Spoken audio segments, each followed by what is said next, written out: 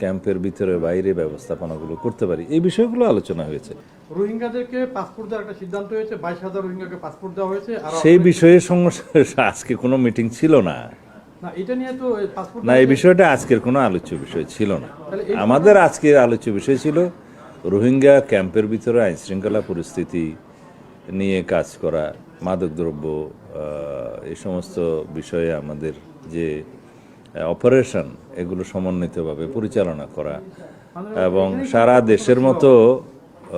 দেশের মতো পরিস্থিতি কিন্তু কক্সবাজারের টেকনাফ উখিয়াতে না। ওখানে কিছু ব্যতিক্রমধর্মী বিষয় আছে। প্রায় 12-14 লক্ষ রোহিঙ্গা শরণার্থী ওখানে আছে।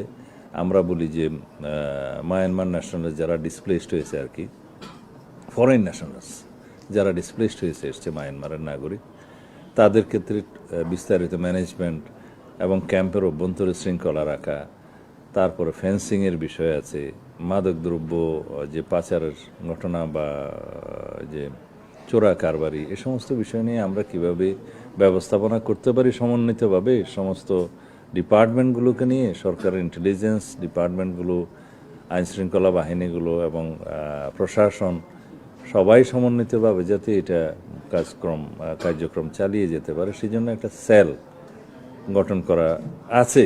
সেই সেলের অ্যাক্টিভিটিস নিয়ে আমরা আলোচনা করেছি যাতে আমরা সুসমন্বিতভাবে, এগুলো এখানে সিদ্ধান্ত আকারে বলার মতো কিছু নেই।